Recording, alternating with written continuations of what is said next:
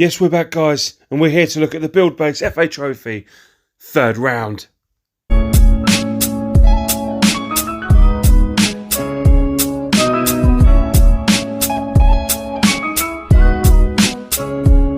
That's right, we're here to have a first look of this season to look at the FA Trophy. Before we get into all the details and the stats from the previous round and looking ahead to the next round, don't forget to hit that subscribe button so you don't miss out on further football videos coming your way with all the latest stats and news from across the leagues in England.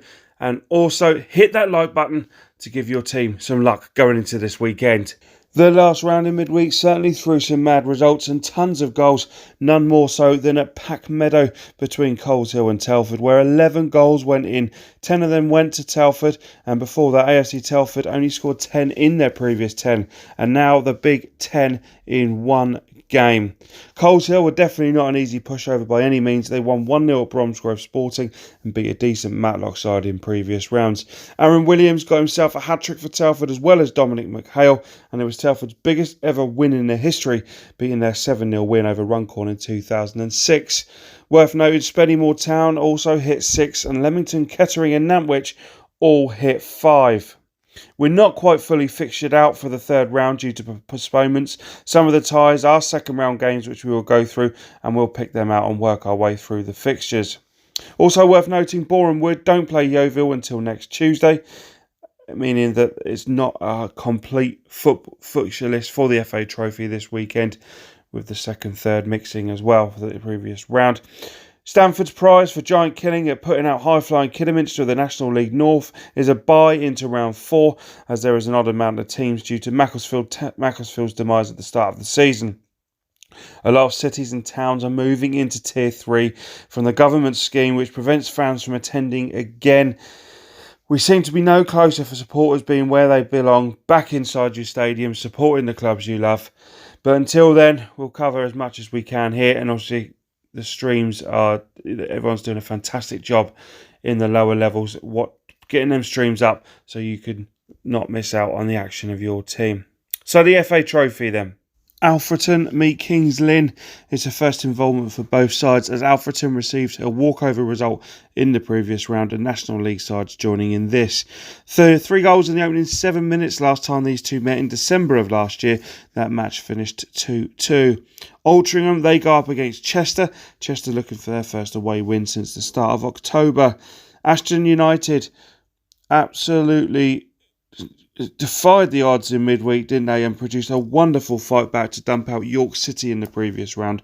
3-1 down at half-time, but goals from Harvey McAdam and Brad Lynch set up a penalty shootout, with Lynch getting the winning penalty after York missed 2. Up against Kettering, who are progressive under the radar, and they're going quietly about their business. Only 1 defeat in 7 for Kettering and 5 goals Tuesday night, including a hat-trick for De Kerry Sheriff, and these two last met in 2004. A rejuvenated Bath City host Swindon Submarine. Obviously the Southern League is currently halted, but Swindon are on a great run of form where they've won 6 of the last 7, last 3 of those being in the trophy. So they will fancy their chances of a bit of an upset here. Boston United not conceded in over 300 minutes of football. They host AFC Fylde, who tore through Curzon Ashton 4-1 in round 2. Chesham, 7th in the Southern League, meet Torquay, and they met at this stage in 2015 as well. The goals winning 2-0 that day, and Chesham will need to be strong against the side, factually the best side in the competition at this stage, as they are top of the National League. Red Hot Chesterfield play informed Brackley Town, which should be a fascinating match. Concord, who done so well on a great run in this competition last year, play Truro. That is a second round match, as is Corinthian Casuals versus Hemel Hempstead. Those two sides, who would have been hoping for a higher position in their respective leagues, meet at London as Dagenham take on Ebbsfleet. Alan Armstrong felt Darlington should have scored a lot more against City of Liverpool in Wednesday's match, but they did get through, and that was the main thing, and the game did include a beauty of a goal from Luke Sharman. Their reward is a home tie against AFC Telford, the scorers of those 10 goals in midweek, and they've already met this season, and Telford have already won at Blackwell Meadows. Dartford came from 2-0 down to win on penalties against Slough in the previous round. Their reward is home to Haringey, who shocked a few of a 3-1 win over Eastbourne in round 2. Dawkins, so strong this season, go up against a league above Barnet, who unveiled Tim Flowers as their new manager this week. Big job for Flowers as Barnet look for their first win in 10 in all competitions. Dulwich, 4 wins in their last 5, host underdogs Hornchurch, who incredibly won 1-0 away at Tonbridge in the previous round. FC Halifax play Hartlepool in an all-National League tie. Havant and Waterlooville host Braintree. Braintree won on penalties at Billericay in midweek, and they've won their previous 2 away. Maidstone play Poole. That is another second round match to determine who meets Frome in the next round. Maldon and Tiptree grabbed a last minute winner against Bognor on Tuesday night. They now have a big test and a mouth-watering prospect at hosting top of the National League North, Gloucester City. Paul Groves took the 4-2 win over Needham Market very seriously, so he certainly won't be taking cup lovers Maldon and Tiptree lightly Saturday. Morpeth played Notts County. Morpeth received a walkover result due to restrictions at Blythe Spartans, so they go up against the Magpies, who have defensively been brilliant lately. Nantwich hit 5 at Whitton in midweek. They play Hereford at home and will surely fancy home comforts to give them a shout of an upset. Moving on to Peterborough Sports, and they have scored 17 goals in their previous 4 outings, including a 4-0 win at Hitching in the last round. Dion Sembi-Ferris with a brace in that, and they go up against a Basford side who are on a run of 8 consecutive wins. The Northern Premier League side sits second in the currently suspended league, but looks certainly very strong. Solihull Moors, up and down of late, host an informed Farsley Celtic, who have won their previous 4 and unbeaten in 6. Farsley also won their previous meeting here in 2010. Spennymoor hit 6 midweek, and they host Southport, whose last 4 wins have all come away from home. They met at Southport last month in the league, Spennymoor winning that 2-0. St Albans, huge respect for them this year.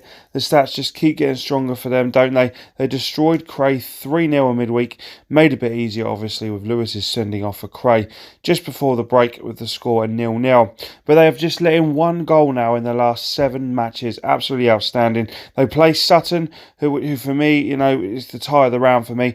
Sutton are sitting second in the National League, having a great season as well. So both these sides will hope that can continue. They did meet each other in pre-season in September, and both of them held to each other to a 0-0 draw. Stockport go up against Guiseley. Guiseley have won previous 2 matches, but this is certainly a tough-looking trip to Stockport. Two more sides also met in pre-season as well. However, Stockport came out 5-1 winners in pre-season. Wealdstone play Eastleigh and hoping to revenge Eastleigh's 2-0 win over them in the league last month. Welwyn Garden have a fantastic tie to look forward to as they host Aldershot Town. Welwyn will be looking at Hales Owens' last season's run in the FA Trophy. As motivation, it's certainly doable to go all the way, even at Southern Central level. Weymouth play Maidenhead, and Stock's men certainly need some luck, don't they? 20 minutes left to hold out for a 2-0 win against Wrexham in the league. They lost 3-2, which took their form to 5 straight defeats. Maidenhead of the same National League are going well this season, and Sam Barrett's certainly banging in their goals. They won 5-0 at Weymouth back in 2009. Another all-National League tie, Woking play desperately looking Dover at the moment, Dover Athletic, and Woking beat Dover 5-1 4 weeks ago in the league. Wrexham will be hoping for a Hollywood Cup run to the final this year, dumped out last year 4-0 at Halifax, but a decent run of late have pushed them up their respective league, albeit National League very, very tight. The same can be said about the National League North, and Leamington are definitely defying the odds at the moment as they travel to Wales, just outside the playoffs. However, they are unbeaten in their last 10 matches. That's us delving into the FA Trophy for this weekend. There's plenty of matches around there. If you're lucky enough to be in a tier that's not affected about going to sporting events, go and enjoy it while you can. Let's hope we can all get back there again very, very soon. Have a great weekend, and we'll be back one more time before Christmas. But have a great festive period, and we'll see you soon. Don't forget to hit that subscribe button. Like a Hellcat.